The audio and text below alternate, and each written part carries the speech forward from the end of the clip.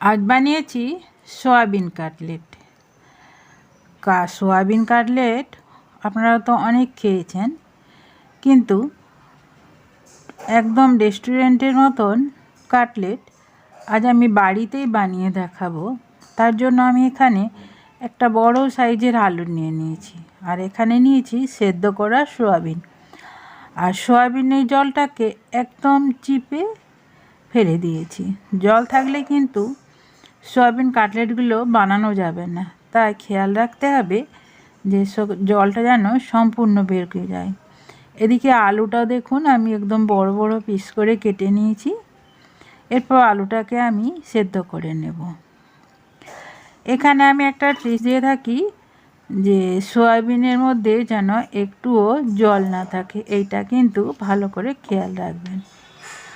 আর এই যে সয়াবিনগুলো আমি একটা বাটি নিয়েছি, বাটিতে আমি সয়াবিনগুলোকে পেস্ট করে নেব। কিন্তু সয়াবিনগুলো একদম মিহি করা চলবে না, একটু দানা দানা রাখতে হবে। এরপর কড়াইটা আমি গরম করতে দিয়েছি, তাতে আমি দিয়ে দিলাম 1 চামচ সর্ষের তেল। তার মধ্যে আমি দিয়ে দিচ্ছি 1 চামচ জিরা, আর একটা বড় সাইজের পেঁয়াজকে আমি কুচিয়ে নিয়ে নিয়েছি। এখানে দ্বিতীয় ট্রিক্সটা বলে রাখি, পেঁয়াজ কিন্তু কেটে দিলেই ভালো হবে, এতে মুখে লাগবে, পেঁয়াজ ভাজা পেঁয়াজটাতে খেতে ভালো লাগবে। আর যদি বেটে দেন তাহলে কিন্তু তার স্বাদটা অন্যরকম হবে। পেঁয়াজটা লাল করে ভেজে নিতে হবে। তারপর দিয়ে দিতে হবে 1 চামচ আদা রসুন, আর তার সাথে কাঁচা লঙ্কা। এই সময় কাঁচা লঙ্কা বাটাটা দিলে এর স্বাদটা সুন্দর হবে, তাই চেষ্টা করবেন আদা রসুনের সাথে একটা কাঁচা লঙ্কা বেটে দিতে। তারপর হলুদ দিয়ে দিচ্ছি, আর দিয়ে দিলাম ভেজে রাখা জিরে। মানে শুকনো খোলায় ভেজে গুঁড়ো করে রেখেছি, সেই ভাজা জিরে দিলাম। আর ওই মিক্সির বাটিটা ধুয়ে একটু জল দিয়ে দিলাম, যাতে শুকনো মশলাগুলো পুড়ে না যায়। একটুখানি নেড়ে এটাকে আমি কষিয়ে নিচ্ছি। এখানে কিন্তু মশলাটা সুন্দর করে কষিয়ে নিতে হবে। এরপর একটু গরম মশলা দিয়ে দিচ্ছি, আর দিয়ে দিচ্ছি কসুরি মেথি।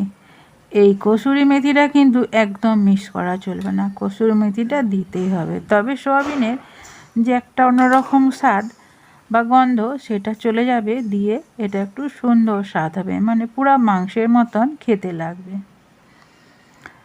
তারপর সব একসাথে খুব সুন্দর করে কষে নিতে হবে। এখানে তো আমি রেড চিলি পাউডারের কথাটা বলতেই ভুলে গেছি, আমি 1 চামচ রেড চিলি পাউডার দিয়ে দিয়েছি, এতে কালারটা সুন্দর হবে। আর এই যে সেদ্ধ করে রাখা আলুগুলো একটু ম্যাশ করে নিচ্ছি। তারপর এইটা আমি দিয়ে দেবো, ওইদিকে সয়াবিনটা আমি ততক্ষণ কষছি। হ্যালো বন্ধুরা, সুলতার হেসেলে আপনাদের সবাইকে স্বাগত। আজকে আমার রেসিপিটি আপনাদের যদি ভালো লাগে তাহলে লাইক আর সাবস্ক্রাইব করতে ভুলবেন না যেন, আর কমেন্টে অবশ্যই জানাবেন আমার রেসিপিটি আপনাদের কেমন লাগলো। আর সাবস্ক্রাইব করতে অবশ্যই করবেন, সাবস্ক্রাইব করতে ভুলে যাবেন না কিন্তু। দেখুন আমি সুন্দরভাবে কষিয়ে নিয়েছি। এরপর যে আলুটা আমি সেদ্ধ করে রাখা আলুটা আমি দিয়ে দিচ্ছি। আলুটা বাইন্ডিংয়ে কাজ করবে, আলুটা কিন্তু অবশ্যই দিতে হবে। তারপর স্বাদ মতো নুনটা দিয়ে দিলাম, দিয়ে আবারও খুব ভালো করে মিশিয়ে নেব। আর তার সাথে এই মশলাটাকে একদম সুন্দরভাবে রেডি করে নেব। এখানে আমি নিয়ে নিয়েছি 1 প্যাকেট নুডলসটাকে আমি গুঁড়ো করে নিচ্ছি। হামাল দিস্তার হাতলে করে আমি এটা গুঁড়ো করে নিই। আর এখানে দেখুন সম পরিমাণ আমি বিস্কুটের গুঁড়ো নিয়েছি আর নুডলসের গুঁড়োটা নিয়ে নিয়েছি, নিয়ে আমি ভালো করে মিশিয়ে দিচ্ছি। এই পর্যায় পর্যন্ত যেসব বন্ধুরা এসেছেন তাদেরকে জানাই অসংখ্য ধন্যবাদ। আর অবশ্যই একটু লাইক দিয়ে দেবেন। আর এই যে দেখুন মশলাটাকে আমি ঠান্ডা করে নিয়েছি, আর ওই যে কালারটা দেখুন কত সুন্দর হয়েছে। কালারটা যত সুন্দর হবে কাটলেটের কালারটাও কিন্তু ততটাই সুন্দর হবে। এরপর আমি একটা কাটলেটের শেপ দিয়ে দেব। এখান থেকে আমি একটু বড় বড় করছি, আপনারা চাইলে এগুলো ছোট ছোট করেও বানাতে পারেন। তবে অফিস থেকে ফেরার পথে যে খিদেটা পায় তাতে এইরকম বড় বড় কাটলেট হলেই তাদের মন ভরবে, পেটও ভরবে আর মনও ভরবে। তাই আমি একটু বড় বড় সাইজ করছি। আর যাদের বিকেলবেলা একটু হালকা খিদে পায় তারাও কিন্তু এরকম বড় বড় সাইজের সয়াবিন কাটলেট বানিয়ে রেখে দিতে পারেন। এভাবে কিন্তু বানিয়ে রেখে দিলে, ডিপ ফ্রিজে রেখে দিলে অনেক দিন পর্যন্ত স্টোর করা থাকতে পারে। তারপর এটাকে এইভাবে বের করে ভেজে নিলেই হলো। দেখুন কাটলেটগুলো সব আমি গড়ে নিয়েছি।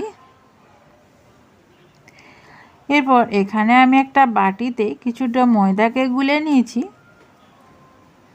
যাই হোক, তাড়াহুড়োতে আমার কিছুটা বিস্কুটের গুঁড়া পড়ে গেল, আমি পরিষ্কার করে নিয়েছি। এরপর এটা একদম কাছাকাছি রাখতে হবে আর রেডি করে নিতে হবে। ওইখানে যদি ডিম ব্যবহার করতে চান তাহলে ডিম ব্যবহারও করতে পারেন, আবার কর্নফ্লাওয়ারও গুলে নিতে পারেন। তবে ময়দা দিলে একটু চিটটা ভালো হবে, ভেঙে যাওয়ার সম্ভাবনা থাকবে না। আর এই যে বিস্কুট আর যে নুডলসের গুঁড়োটা আছে এটা সুন্দরভাবে এর গায়ে লেগে যাবে। এরপর একটা করেও কোট দিতে পারেন, আবার চাইলে ডবল কোটও দেওয়া যেতে পারে। আমি ডবল কোট দিয়ে দিচ্ছি, ডুবিয়ে দিলাম। ডুবিয়ে আবারও আমি নুডলস আর বিস্কুটের গুঁড়াটা মাখিয়ে দিচ্ছি।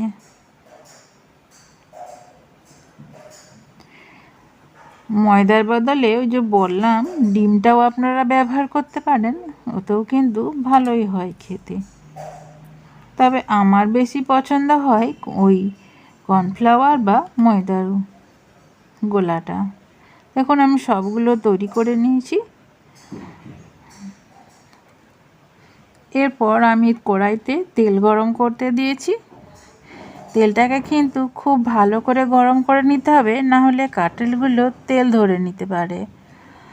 তারপর তেলকে গরম করে তারপর তেলটাকে মানে গ্যাসের আঁচকে কমিয়ে রাখতে হবে, গরম অবস্থায় ছাড়তে হবে। তারপর মাঝে গ্যাসের আঁচকে মিডিয়াম করে দিতে হবে। তারপর আবার তোলার সময় গ্যাসের আঁচকে বাড়িয়ে দিতে হবে।